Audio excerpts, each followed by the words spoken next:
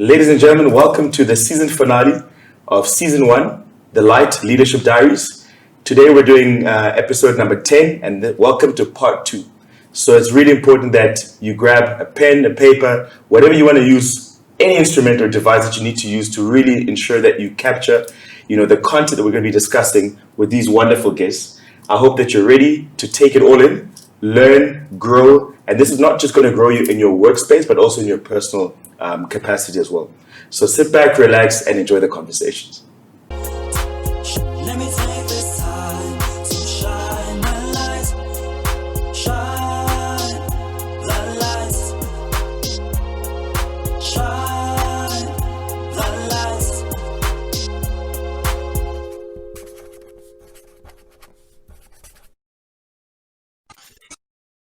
I've been very similar to Lungi. I was an only child for 17 years. Yeah. So a lot of things I had to try and figure out on my own. And once I figured them out, I then said, somebody else who's coming, that journey shouldn't be that difficult for them. So how do I help somebody else? I was very, very fortunate that I've had very strong mentors.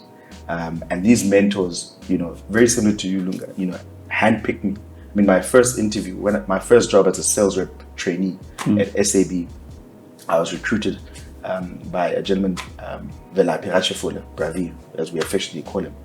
And there were about 300 candidates. And I had no experience, never worked a day in my life. But he saw something in me. And sometimes you don't see something in you, what other people see. Yeah. And because he saw something in me that I didn't see myself at the time, I was ambitious and I thought, I've arrived, I've got my degree, but he realized that, okay, I'm still wet behind the ears. So the more roles I can move into, the better, I can then grow. Because we often think growth must come this way. Yeah. And for young people, if you're not getting promoted, it doesn't mean you're not growing. Yeah, exactly. Sometimes you need to grow sideways, laterally, learn different skill sets, which will then help you. Other times you'll take a job which you think is beneath you. But what you don't understand is there's something at the core of that role that you will need 15 years from now. I spent a week in a store packing. I was a merchandiser. And my boss at the time said I must get onto the truck, the SAB truck, to go and deliver stock with the guys that deliver stock. Now, if you don't know, these guys will wake up at 3 in the morning. They'd be at the depot at plus minus 4:30. They've taken 3 taxis. Some of them have walked, to get there. And immediately my mindset shifted. I was like, these guys are doing this for such a minimal job, for such a minimal pay, because there are people that are depending on them. But here, they'll be singing, they're happy, and yet they don't have much. And I would complain because now I'm on this truck with these guys and they smell of sweat. Oh dear, what if your friends bump into you? And I'm great, forget about the friends. But now I'm on this truck with all these people. I'm sandwiched between them. I'm smelling nice, I've got my status, I'm smelling good at the time. And here are these men who are breadwinners, who are much older than I am. Some of them in their 50s, and they're doing, they're blue collar workers. And then we get to the first store, and now, the guys are moving crates, and I must catch and throw. Within the first hour, I was finished, and I'm the youngest. I was dead, So doing that job, and then from there, then I get into the store. Now I'm merchandising, which comes to exactly your point. There was a girl that I went to varsity with, and her father owned a bottle store. And she had no idea, that I was working in Velcom. And I'm there, merchandising, and then she comes, it's school holidays, so now she comes, and then she's like, Mike, is that you? And I'm here, cleaning the label, dusting, and her and I were doing a BCom together. Yeah. We both graduated at the same time. So I'm like, it's me. She's like, oh, what are you doing here? So I said, no, I work for SAB. I'm a sales rep trainee. This is part of my induction program. And you have to explain it. And I'm going to explain because of your ego. There's a little bit of ego, and she's my boss because she's running the store. Correct. So she has to understand why are you here? What are you doing? What is the purpose of you being here? And for me, it cut. I was embarrassed. But then after that, I got over myself. And I said, this is just for a week. And it's training me. So when I became a sales rep, I had such an appreciation for the delivery guys. When I'm like, guys, where's the stock? What's happening? And I had to remind myself, these guys have been working since 4 or 5 in the morning. Yeah. And they're doing 3 loads. Correct. So 3 loads means the truck arrives at the store, they offload the truck, they take the empties, they take it back to the depot. Then there's another load, they go to another city, offload the truck, come back. And they do that 3 times. And this would be in peak. So there was an appreciation that I got because I wouldn't have had that appreciation if somebody told me, this is what these guys do. It's fine. But because I got to experience it with them. So just coming back to your question, Taban, it's all about your work ethic. People will see your work ethic. People will see just how you approach life, how you approach situations. And as a result, people will then open doors. But for me, Bonang Mohali wrote a book about Lift As You Rise. And that book resonated for me. Is we can't, as we move up, think that, how other people are going to get to where we are. So it's about, you'll also identify talent, just like you identified. And say, okay, I see potential with Thabo or whoever. How do we then bring him in this journey as well? Impart in him. Especially if he has that right attitude, he's got the work ethic, and he wants it. How badly does he want it? And if you have all those things, it's easy to find those people and to help. You had an amazing mentor, by the way.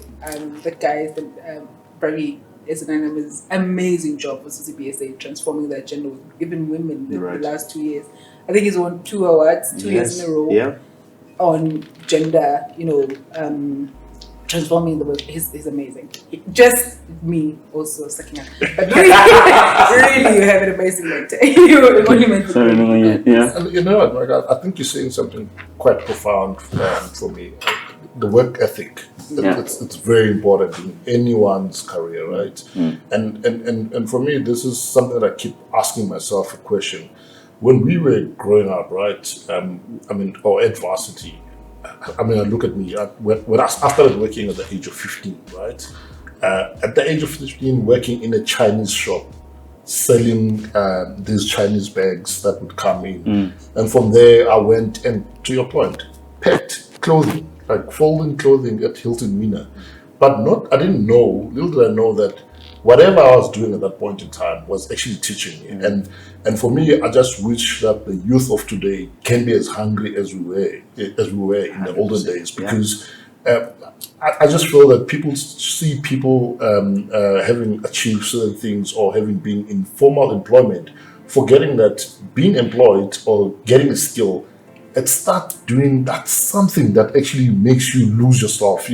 But what drives you is that I know that what my situation is, it's not going to end up being this situation. 100%. And I think we can all have that thing that actually drives us, that actually says, I'm here today, but I know this is not the end of it. And you drive yourself to say, it's fine, I'm learning this today, but tomorrow I want to be here. And then day after, this is where I want to be here. And I think that's very important for anything. And I have an opinion on that, but I'm not going to share it now. I'll share it a bit later, because I have a question for Lungi. When I started at PNG, you were ahead of me. When I picked you up in a Jetta. Yes. You went to the offsite. Exactly.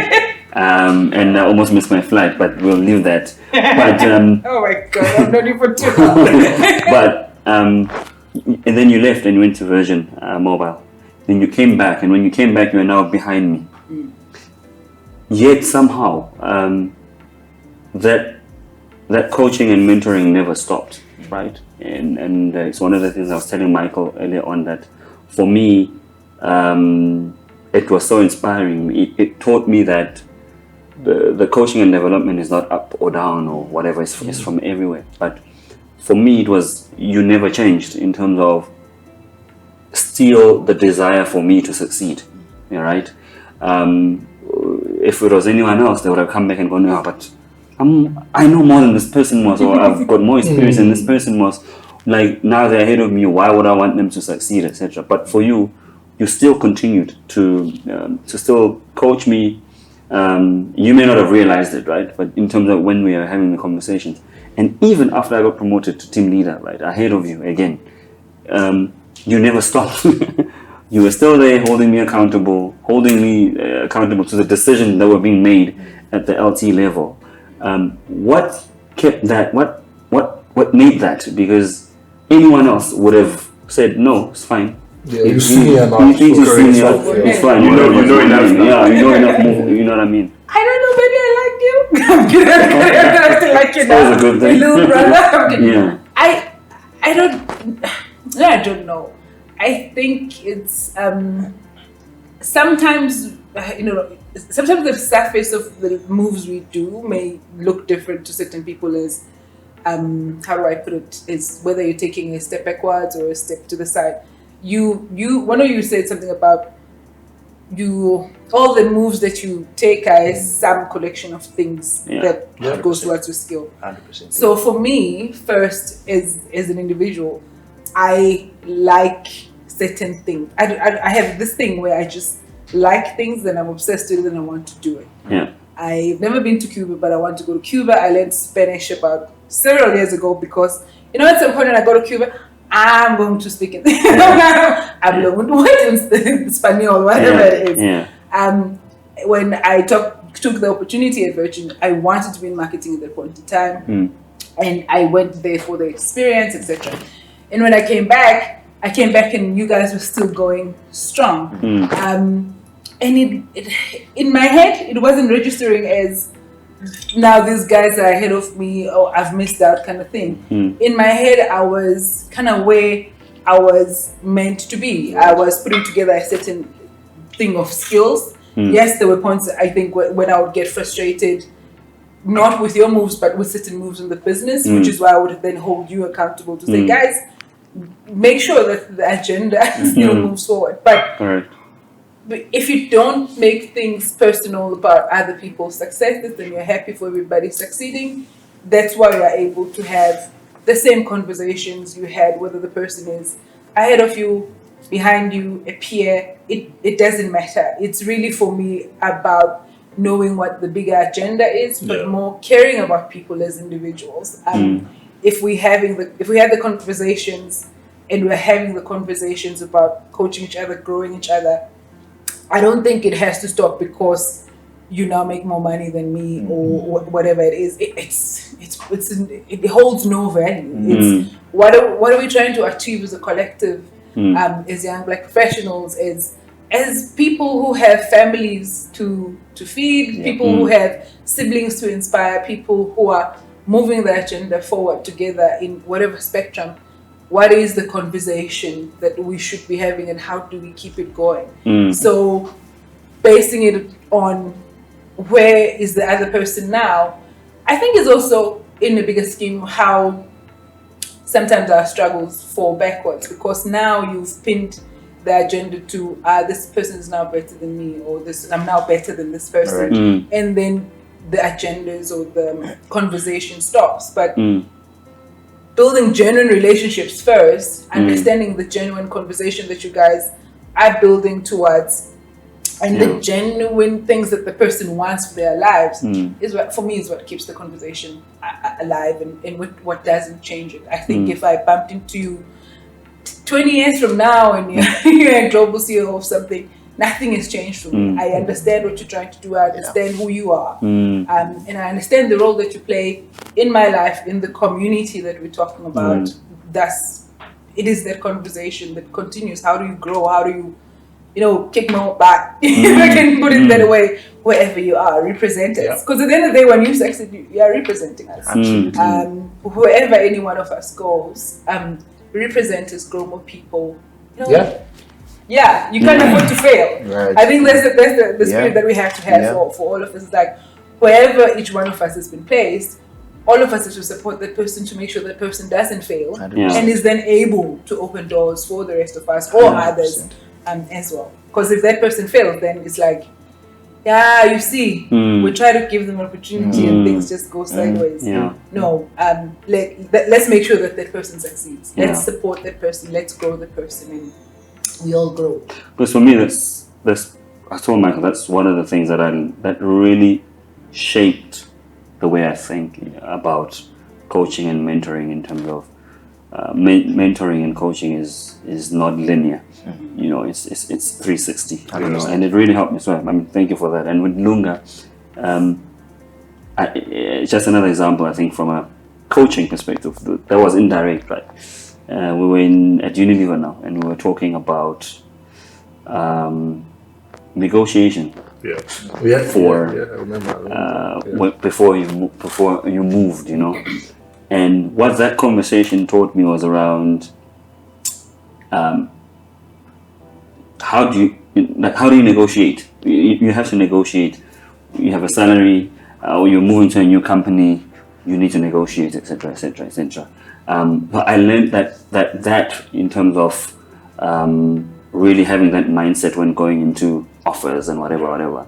And from Michael, it was the more specificity of, okay, now you're in the situation. How do you negotiate it? So you could have just, I mean, for you it would have been easier for you to just go, oh yeah, you moved to Durban. Hey, it's great to, you know, because I moved before you, right? And then you joined after, and it would have been easier for you to go, oh yeah, cool, you're in Durban, cool, and not touch on that subject because it's a sensitive subject for a lot of people. It is, yeah, money. But for you were really open. Things from each other as well, right? You know what I mean? But you were really open about it in terms of, you know, even today, when you and I talk, we talk about that, the importance of negotiation and all of that. But what is it that makes you go not afraid to even tackle those kind of subjects? Because that's almost like a taboo subject sometimes for people, you know. Yeah. And more so in black communities. Correct. Right? So we tend to undersell ourselves. And I think for me it's all about knowing the value that I bring into an organization. And if I know the value that I bring into any organization, then I should not be able to say this is my price tag, right? And it's all about making sure that when I go into that, because for us and for me and for many people like me, right? As when you negotiate, you don't negotiate only for yourself. We've got black techs, 100%. right? So those are things that you need to think about. This thing, when it hits my bank account, I need to know, okay, fine, I've got an increase here, but my mom is also getting an increase. My dad is also getting an increase. My sister is also getting an increase. So that's how I think about it, right? And you don't want to be in a situation whereby you go in and you undersell yourself from a compensation point of view and not get what you truly deserve, because I've been in situations whereby other people of color doing the same job as you, they are earning far more than you, right? And you ask yourself, I mean, even today, I mean, there's organization where you still go in and you realize that the same person with the same qualification, with the same number of years from an experience point of view, but because this one is of a certain color is here and the other one is here. So I always make sure that if I go in, this is a price tag. Because it's something that, Michael, I mean, you said it maybe in an indirect way where you've said you don't get what you deserve, you get what you negotiate. 100%. No, but 100%. Yeah. That's exactly it. Because I think you need to do a whole season about that. Yeah. And I would like to, especially, I think for women.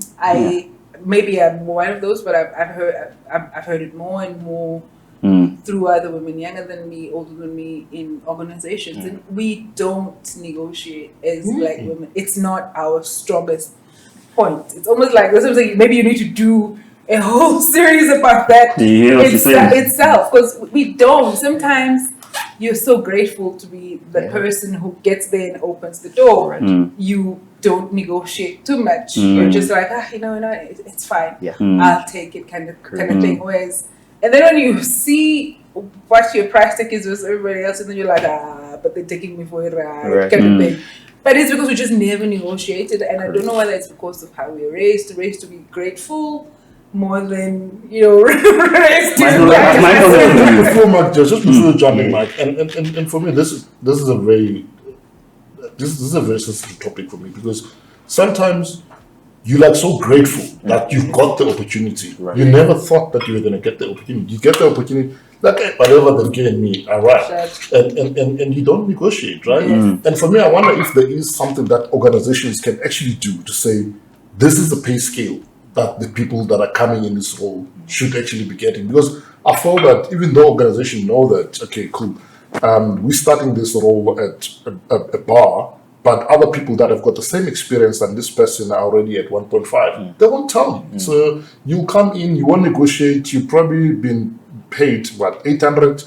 You go in, you've been given a bar, you get so excited, right? And forgetting that there is another potential of another 500K. If you knew, you could have negotiated. Do you understand? So I just feel that organizations should be honest enough to say, and I think some organizations do it very well, right? But some don't, right? What should they know?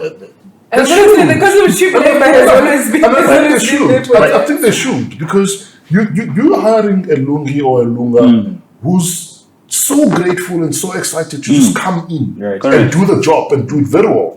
But because some people in compensation are not being open enough about salaries, now lungi or lunga gets robbed of what he could have potentially earned. But is he being robbed, or is it because he never negotiated? Because how does it know? There's that, but it always backfires though. The one part where I know it backfires is when the person gets headhunted, right? Because then that's when the people find out, oh my God, I've just kind of been like cheap labor all along.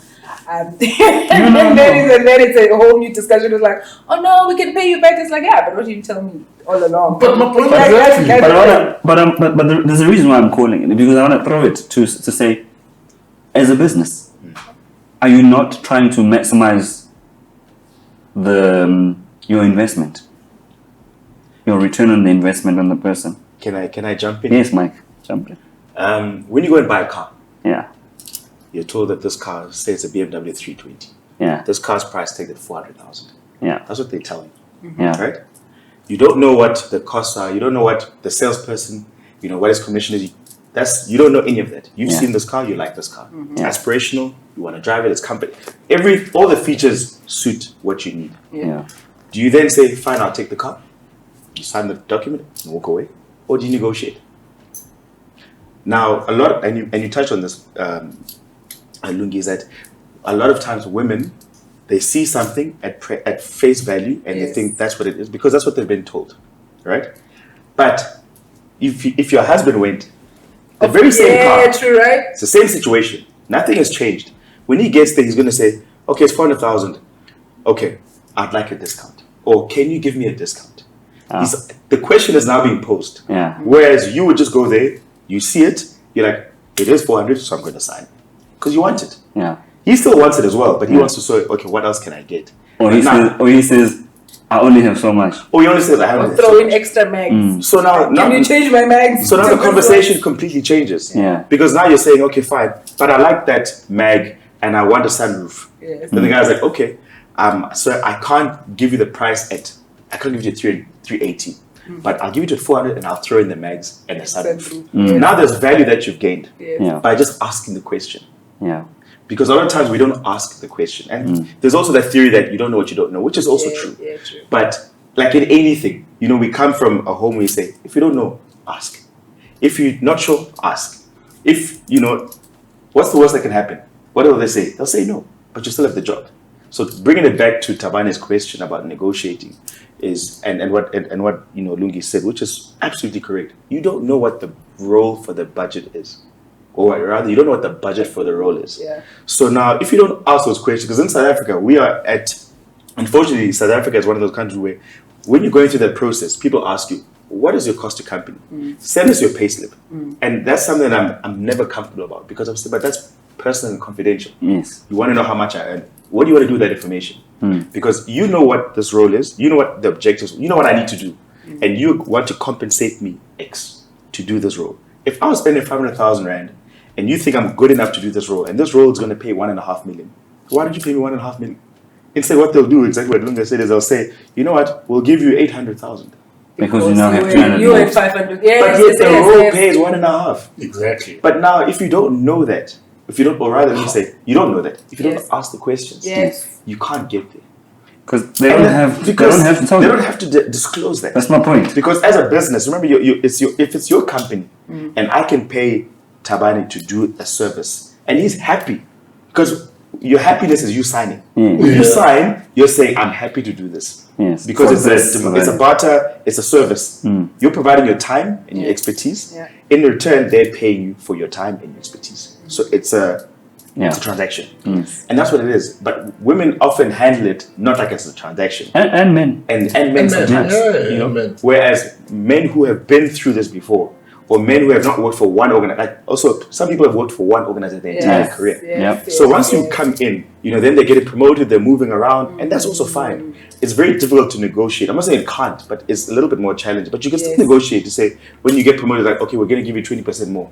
You can say, but can you give me 25%? But then also you also go to try and substantiate why. Why? And that comes back to what, you know, what you're saying is, do you know your worth? Yeah. And can you say, this is what I'm going to do? You know, and you can hold me accountable to this. I'm going to do the following. And therefore, or if you can't give it to me now, can we have a conversation in 6 months' time based on how I'm performing? But at least we're having continuous dialogue. And then you ask him to document it. Because then he leaves as my line manager. And then Tabani comes in and tells like, I don't know what you're talking about. No, but I discussed with him. And now the guy's gone to Tiger Brands. He's left. I don't know what you guys had put in place. And I'm like, no, but this is unfair. Because nothing was documented. Nothing was recorded. And as a result, it goes, that conversation goes with that line manager. So I think in life, and this is not just about negotiating a salary. It's about everything. When you go to the store, you see something. If it's, the salesperson doesn't have to tell you that, by the way, this dress that you see right now is going to be on sale next week. You know what I mean? You see the price tag is 300 rand, and you're like, yeah, but I really want this dress right now, and you'll buy it. And then you come back to the store the next week, you're like, this thing is on special. Why didn't the salesperson tell me? She wants to get her commission. She needs to sell, etc. So we have to ask the question. And I think you're touching on something very important: asking the question. And I think the culture with most of us doesn't allow to ask the question, because once you start asking, especially in the black community, you're seen as challenging, rebellious, or being rebellious, right? And I think we need to break those chains, right? Because those are chains that are binding us. We need to break those chains and know that whichever background you're coming from, you should be able to ask the question. Our kids are growing better now because they ask everything, right? This is true. So, and also negotiation. Negotiation is a skill, and it's not something that you grow up with. It's a skill that you learn as you grow up. Right? Or rather, it's a skill that gets dismantled as you grow up. Because when you are younger, you actually negotiate better than when you're older. If you think, then the culture starts breaking it and taking it out of you. And you know, when you said what, you know, some of that things you talk about, I realized that not asking the question, but not asking the questions frequent enough and assertively enough is also another angle, right? One of my lowest points in my career was expecting that the process is going to take care of things, if I can put it that way.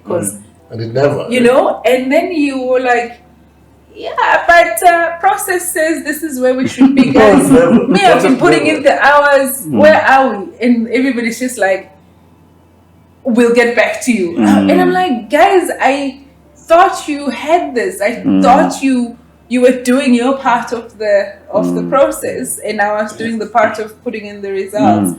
Where are we? And that's when I realized that you can't expect no matter how much an organization, whether or even your own family or whatever, says that the process says at time X we should be at, or if you do X we should be at. If you don't ask frequently enough and check in and ask assertively enough, you'll find that you've been just the only one holding the part of the bargain. The other people are still going to go hustle and look for what they were supposed to deliver as well. And I've had this conversation with a lot of people, and they get frustrated every time they say that, because they go, I've done everything.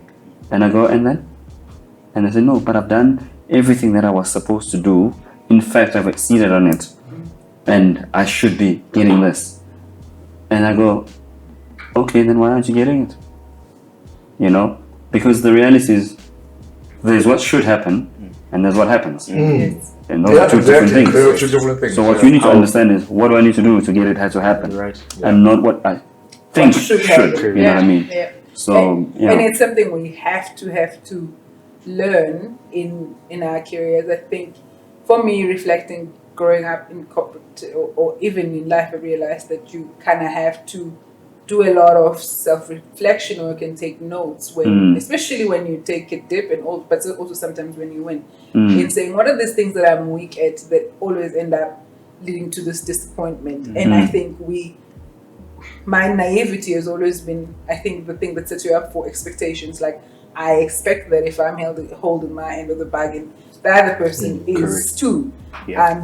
Whereas life says at every point in time you should check in and you should ask the question, are you doing what you're supposed to be doing?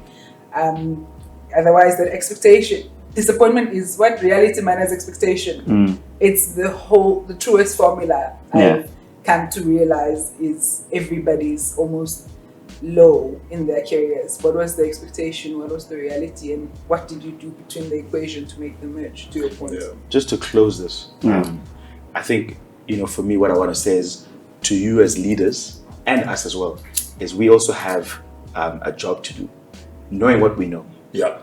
If people are coming into your team, and obviously you'll know how much they were earning, and you know what the rest of your team is sitting at, we also have a responsibility to help move the needle and to help them so that there is equity.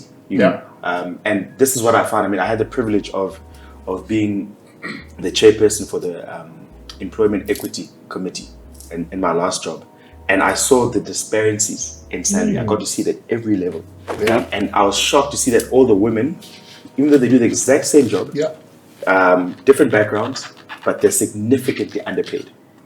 Likewise, people of color, same job, and you'll find that the people of color at times are outperforming their counterparts, but yet they're significantly underpaid. I'm talking 10%, 20%. And, that's when I started to question, and, around the table as a committee, we could have those conversations, open and frank, and say, how do we equalize this? And some organizers will feel like, but it's not my job, to do it. If this person couldn't negotiate, if this person's coming back from a company where they didn't pay that well, I'm like, but guys, we have the onus. The onus on us. The person is here now. Let us try and see what we can do. And obviously, a lot of things will be, do they perform? What is their attitude? What is their how is their how is all of those things. But the most important thing is, as leaders, we also need to be very cognizant of it 100%, and really drive that agenda. So yes, guys, what a fantastic session we've had today. I mean, we've spoken about upbringing, we've spoken about personal branding, we've spoken about negotiating. It's really been a fantastic session with Lunga and Lungile. And guys, we just want to say thank you so much for the last hour, for your input. As Thabani said at the beginning, we really look up to the both of you, what you guys are doing in the industries that you're in. You're trailblazing, situations coming from very humble beginnings, but yet that has never deterred the both of you in terms of where you're going. So thank you so much for your time. Time, we always say, is one of the biggest commodities, and we do not take it for granted. So thank you very much for being so much, guys. part of Thank today. you. Thank you so much. This was fun. We can do another hour. This is really fun. And I think you guys are doing an amazing job in putting these discussions out there for more people, because it is a reality that exists with us. We don't ask the question. We don't ask enough.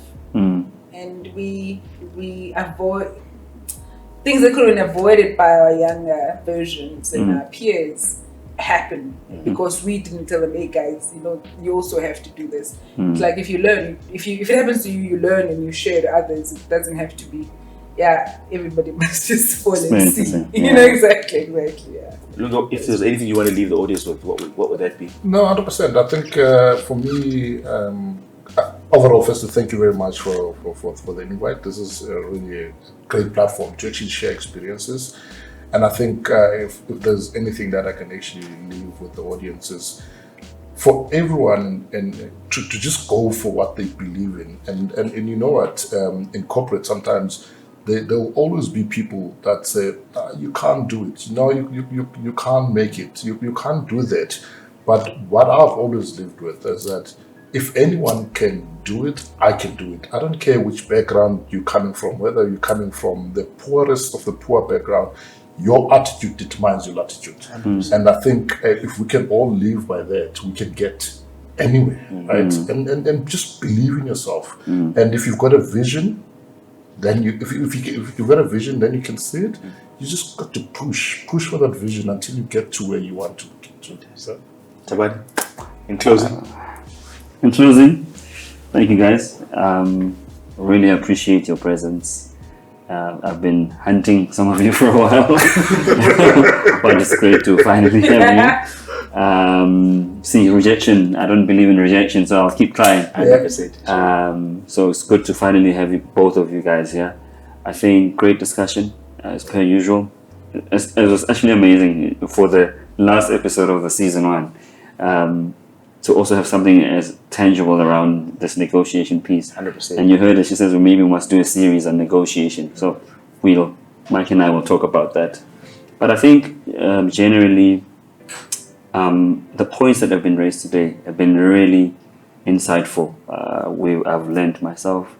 And this piece around just hard work, this piece around, I love this the equation. So disappointment is reality minus expectation. I think it's an amazing equation that I think people need to really wrap their heads around. The piece that, it doesn't matter what background you come from, but as long as you have the vision and the drive, that's all you need. And then it's not about you. So just because you've made it, it's not about you. Got to think about 100%. How do we build a collective. I think those are the key points I think I've garnered from today. Yeah. Fantastic. Hand it back to you. So guys, thank you so much for tuning in to episode number 10, the end of season 1. I guarantee you that season 2 is going to be just as exciting. We'll share a little bit more about season 2 when we next catch up with you. But thank you guys so much. And we hope you've enjoyed the content. Thank you. Thank you so much for tuning into the season finale. If you enjoyed today's content or any other content that we've had, please make sure to subscribe at the bottom. Tabari, what was the video after the subscribe? Hit the bell button so that you get notifications every single time we upload a new episode. Once that episode is uploaded, if you enjoy the content, like it, comment on it, share it with the rest of your family and your friends. And then lastly, don't forget to drop your comments in terms of the content that you've gotten today or any sort of topics that you want us to discuss in upcoming future series. Let me